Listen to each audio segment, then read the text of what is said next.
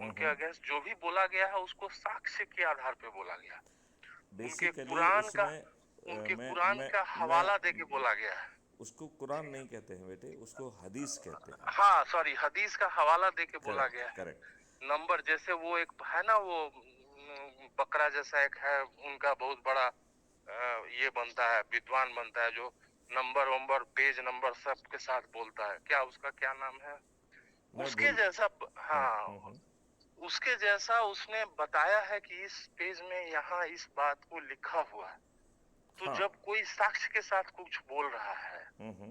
तो मतलब किसी भी लीगल अप्रेंटिस के हिसाब से या किसी भी लीगल इंस्टीट्यूशन के हिसाब से उन पर कोई आक्षेप लगना ही नहीं चाहिए था। बिल्कुल आपने सही कहा समझ रहे हैं कि ना। ये तो बात लेकिन गलत है, हाँ बिल्कुल लेकिन गलत है। उतना ही नहीं हुआ। हम्म।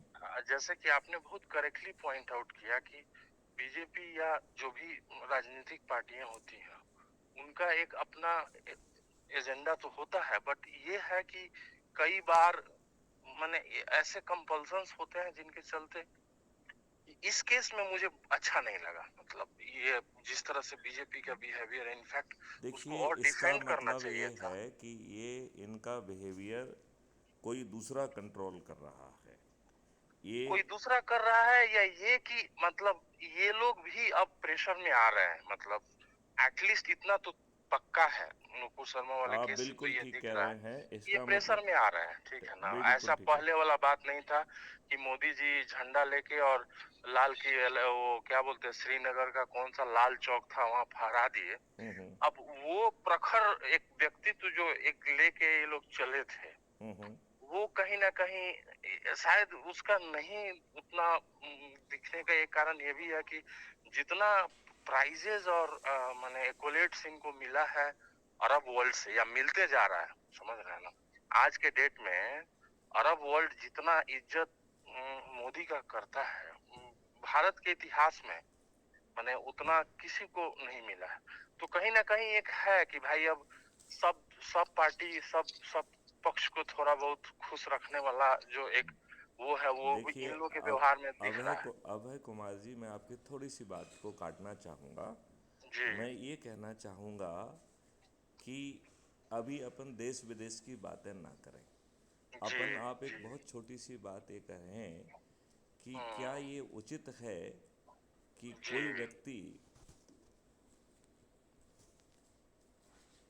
देश का राजनेता अपने देशवासियों के ऊपर उन नियम कानूनों को थोप के रखे जो हम्म अंग्रेज़ों ने सोच समझ के इस नियत से बनाए थे कि भारतीयों में हीन भावना लाना है, उन्हें हम्म। प्रताड़ित करना है, उन्हें उत्पीड़ित करना है, उन्हें जी। अपमानित करना है, उन्हें हम्म प्रक्रिया में उलझा के रखना है, उन्हें न्याय हम्म। नहीं देना है, न्याय विलंब से मिले ये सुनिश्चित करना है।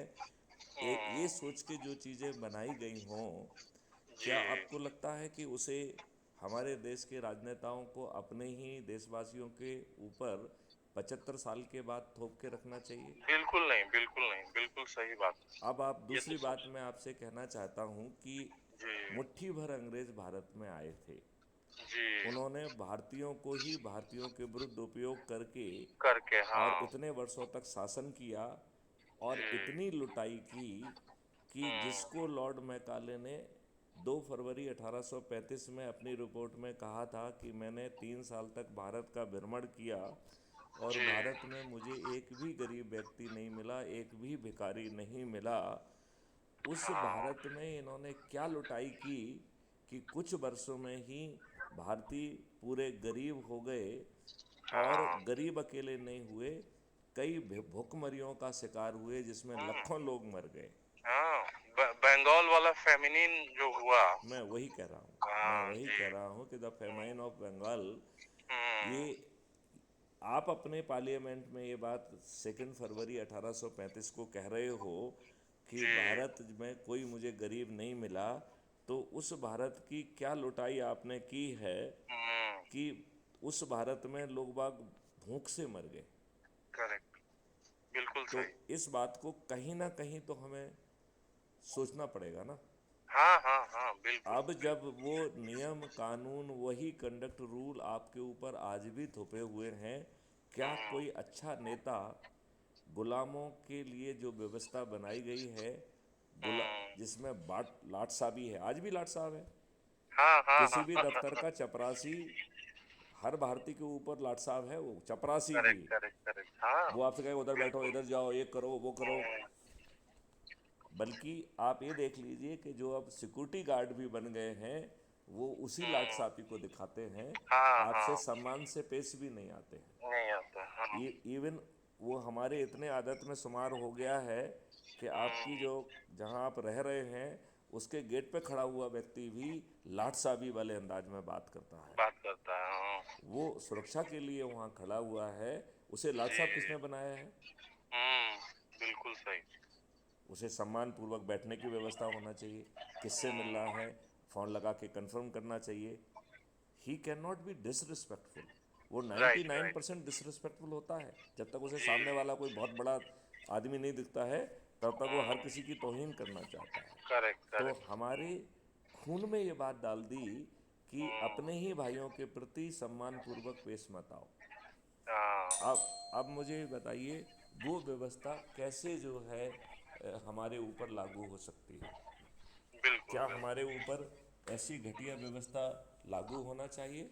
नहीं नहीं नहीं, तो मैं आपसे जी, सुबह, अच्छा, मैं आपसे सुबह बात करूंगा बेटे, ठीक है ना? ठीक है, और जी हम आपको एक पूरा एक काम देना चाहते हैं कि जी, आप एक चार्ट निकालिए कंस्टिट्यूंसी का, राइट? जी और जी, कोशिश करिए कि हर कंस्टिट्यूंसी में क्या आप एक व्यक्ति खोज सकते हो, जी जी जी, उसको जोड़ो, क्योंकि हमें 18 अप्रैल को हाँ, सभी कंस्टिट्यूंट 224 उसमें ऐसे चंद्रगुप्तों को जो है नामित करना है, जी, जिनको जो है मतलब पूरा नॉमिनेशन फॉर्म उसका भरना होगा, राइट? ओके, और जी, वो जो है चुनाव में लड़ना है उसका कहलाएगा, राइट? ओके, और ओके, ये मेरिट लिस्ट के आधार पर होगा। जी जी, तो 100 लोग होंगे।